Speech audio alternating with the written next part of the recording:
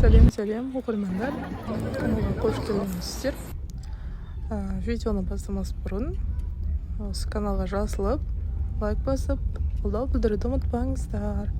Және де комментарий бөліміне сұрақ қоюды да ұмытпаңыздар. Мен үшін бұл өте маңызды. Ал видеомызды бастайық. Біз бүгін Түркістанға жолға шықтық. Біз дегенде жолдасым, ұлым және айнапкемім және ұлы барлығымыз Түркістанға шықтық. Негізі ойда жоқта шығып кеттік. Біз барамыз деп те ойламадық, бірақ бара жатырмыз. Біз жол бізде ауылдан Түркістанға дейін 3 сағаттық жол. Сол үшін осы жерден жейтін тамақтарымызды, суымызды алып, дальше ары қарай жүрдік. Бұл енді бізде Машат Перовалы дейді. Осы жерден, осы жерге жақын ауылымыз. Бізде ауылда таулар өте көп. Мына жерден қазір бізде Түлкібас ауданында тұрамыз. Жерде Түлкібас ауданы деген жазу бар. Көрінеді тұр. Сол күнде қатты ыстық болмады. Біз ол кезде 5:30-да ауылдан шықтық. Бұл жерде 6 болып қалды сағат. Жол ыстық, өте ыстық болды. Бір жағын салқын болып, білмеймін, алдында кішкентай баламен отырғандықтан артында терезені қатты ашып отыра алмадық. Сондықтан мен үшін қатты ыстық болды. Бізде алыс жол. Бұл жерде енді Шымкентке кіріп жатырмыз. Шымкенттің ішіне кірмейміз, тек сыртпен қарай өтіп кетеміз. Бұл қайнапкемнің ұлы. Дальше пысқан. Мінекей, бұл жерде бұлттар, как бір жаңбыр жауатын сияқты болып тұр. Міне бұл жерде біз Ордабасы ауданына келіп қалдық. Бірақ кейіннен Түркістаннан қайда шықтық біз? Бірде шыққан кезде жаңбыр қатты жауып кетті. Сол бұлттар, сол Түркістанға бара жатқан бұлттар екен. Бұл жерде біраз уақыт болған. Алыс жолға шықпағанымызға музыка тыңдайық десек, машина қосатын өліп қалып кетіпті, яғни аудио қалып кетіпті. Сондықтан музыка тыңдамай, жай жолға қарап, баламды емізіп, балама қарап барып қайттық. Алдындағылар өздері әңгімелерін айтты. Жел болғандықтан дауыс қатты естілмеді, немесе мен айтқаным естілмеді. Әйтеуір әңгімелеріне қоса алмадым. Алыс жолға көп шықпағандықтың жаманы дейінді үйренбей қалыппын. Бұрындарым алыс жолға мен пойызбен, автобуспен жалғыз өзім кете беретінмін. Маған өте қатты ұнайды. Мына жерде так Қызыл көпір дейді. Қарап тұрсаңыздар. Қызыл көпір. Бұл жер біз жетіп қалдық деген сөз. Түркістанға жетіп қалдық деген сөз. Бұл жерде басым бөлігі жолдарды түсіріппін. Қазір бізде тек жолдар. Бұл жерде біз уже Төрткүл елді мекеніне келіп қалдық. Төрткүл мен Түркістанның арасы 40 минут, немесе 35 минут екен. Осындай жолдар. Бұл жақтарға мен келгенмін, бірақ осы Төрткүлге дейін келгенмін. Дальше ары қарай бармаған. Осы жерде үлкен әпкем тұрмысқа шыққан.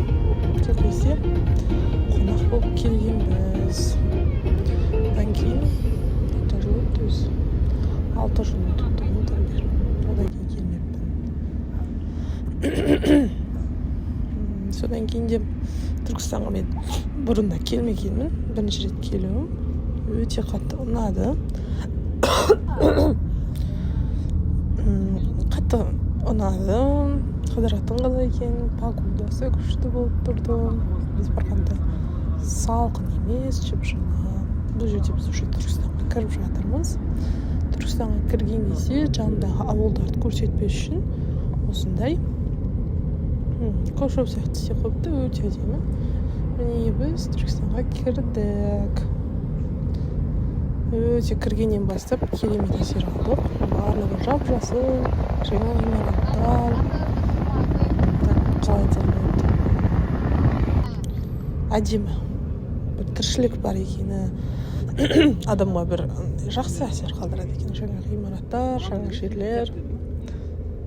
Жаңа ғимараттар салыныпты. Көп екен, жаңа үйлер салынып жатыр. Өте қатты ұнады бізге. Алла қаласа тағы да келу жоспарда бар. Мына жерде парк дейді. Білмеймін қандай парк екенін.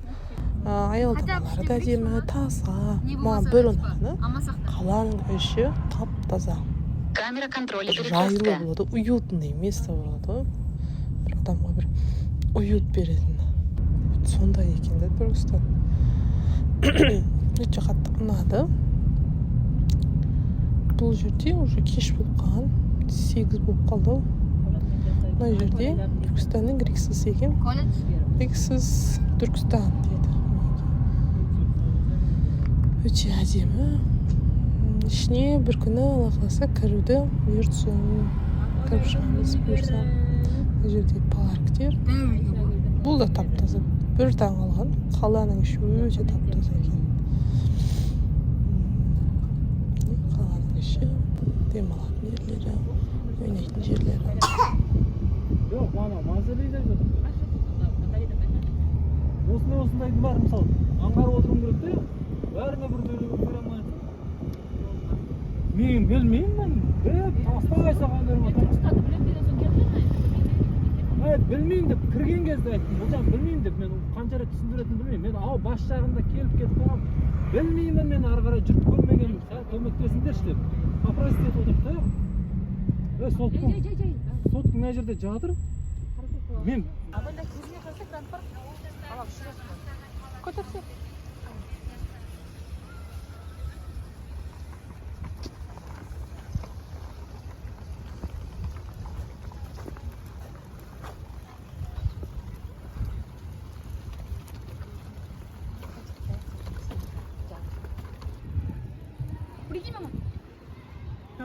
Мама айтатын. Ауыл аренда бәр. Ама аренда бәр тұрғанда.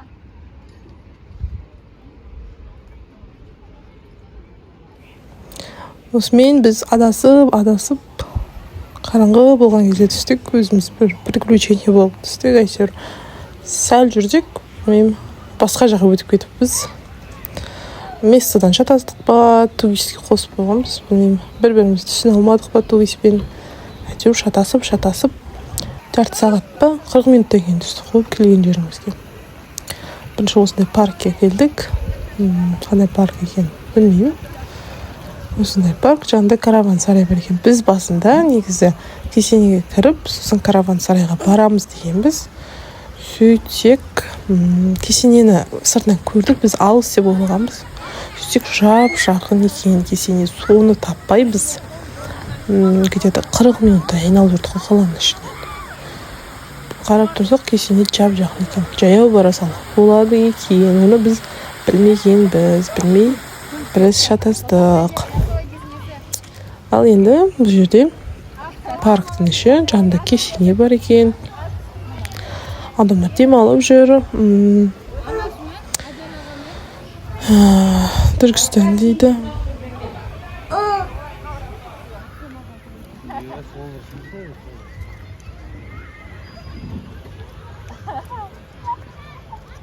Azlarım çok beğeniksiz. Kompetent evet.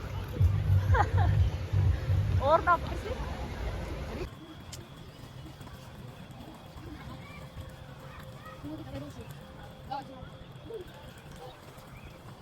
Ал мынау бізде кесене, яғни Қожа Ахмет Яссауи бабамыздың кесенесі. Маған өзіме ең бірінші Түркістанға барамыз дегенде осы жерге бірінші кіргім келген.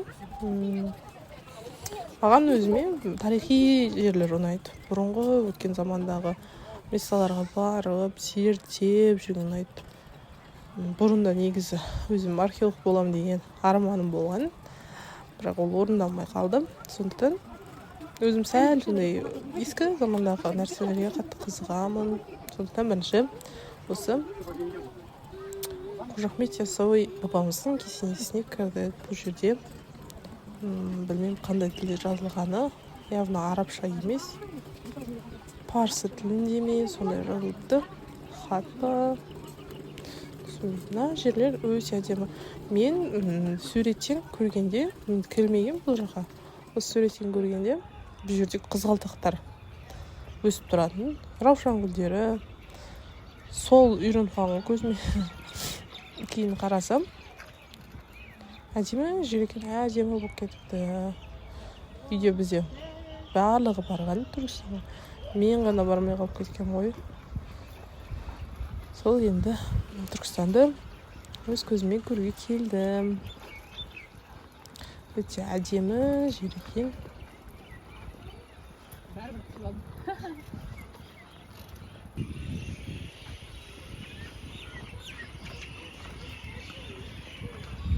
Anашым, мынау соғым астыларын істер ма? Иә.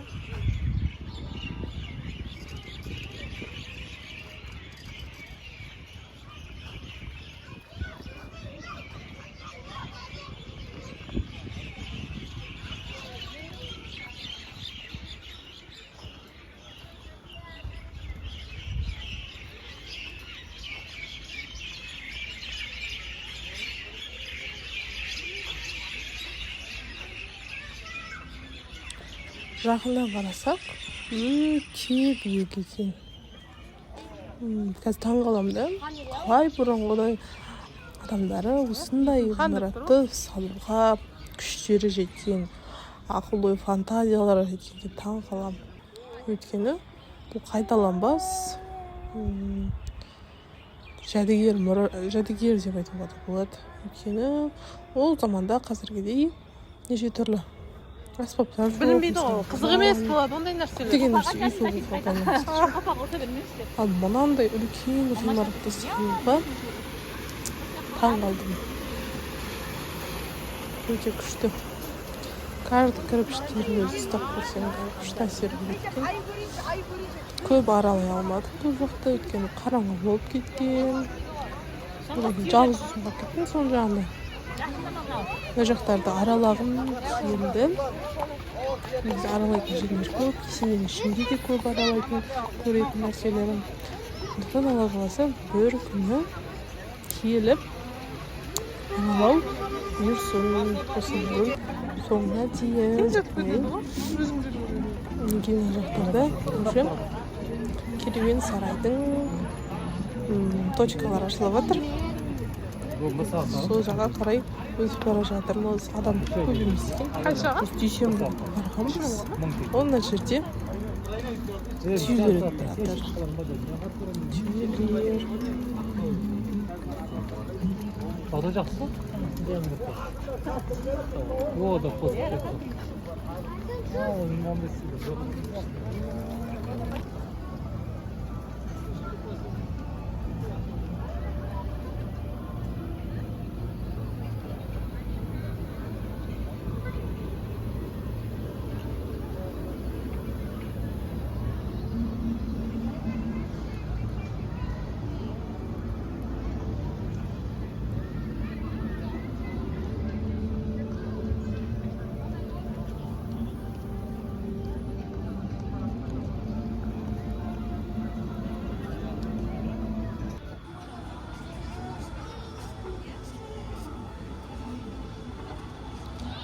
Уже керуен сарайдың ішіне кірдік. Бұл жерде алтын қамырық ішіне кіріп кинотеатр екен, яғни ішіне кіріп билет алып бұрынғы өткен заманғы видеоларды, яғни соларды көрген өткен ішіне кіріп көргенде сахнадағы жазуына қарап білдім.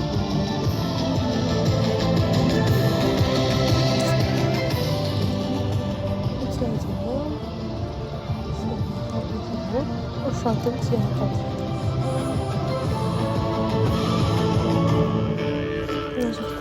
детский ойындар. Барлығы бізге ұнады. Ал енді мен алтын самолеттен шығып, дальше келген сағаттың ішінде.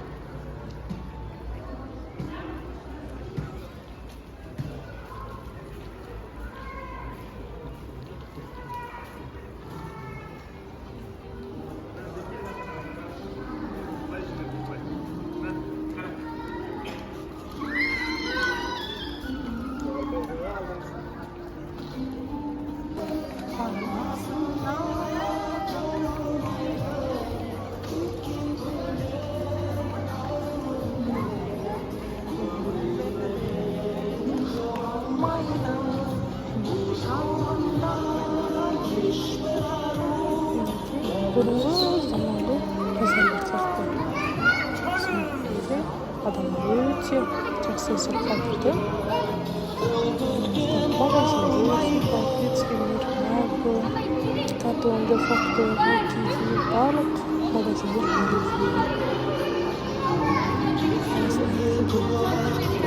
сауда шығып шықтық.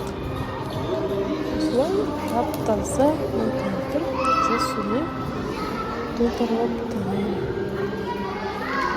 Төбесі үштәсі барлығымызға үштаға барып демеліп өтсін. Бағамызды жоспарлап жүрміз. Барып демалып қайтыңыз да.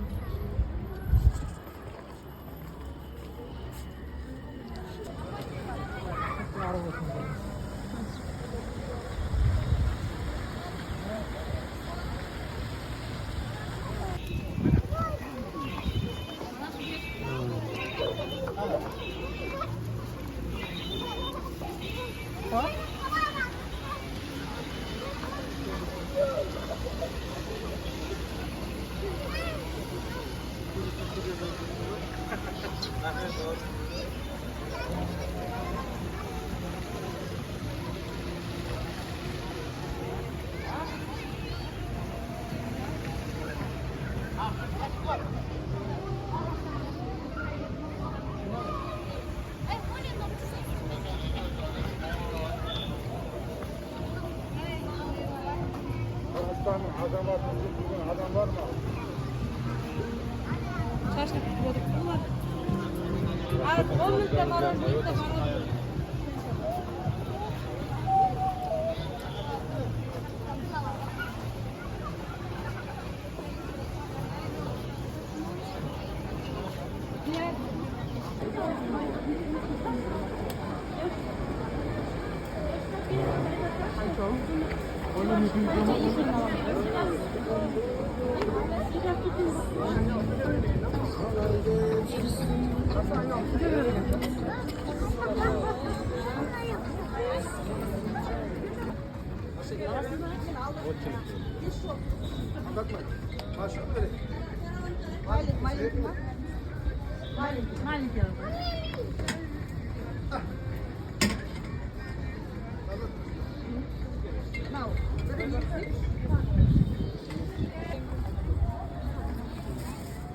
Niyaz olduğunu bağırma.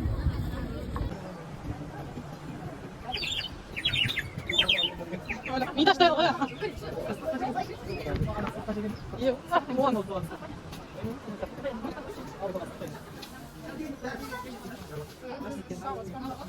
안돼, 사람 봐. 아파셔도? 뭐? 설주지. 아까?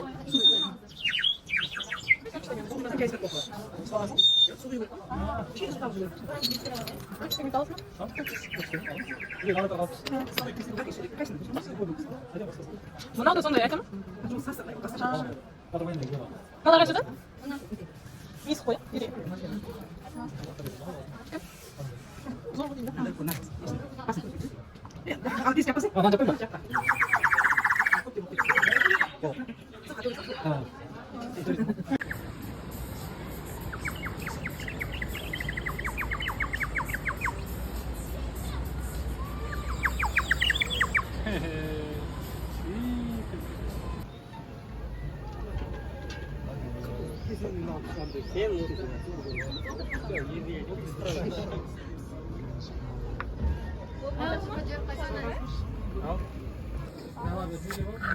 저희는 이거 드린가?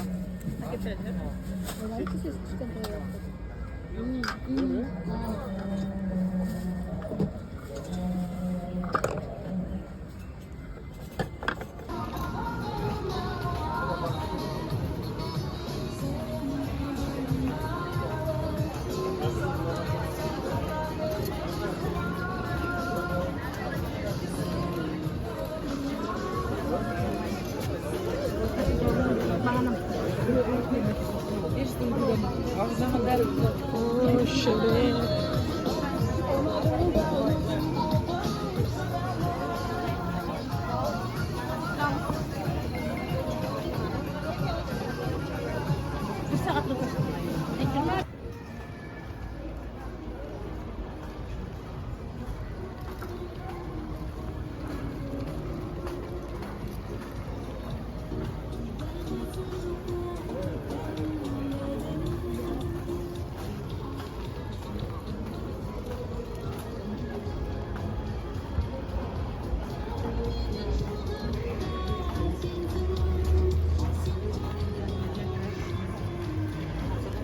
미안하다, 무슨 낚시?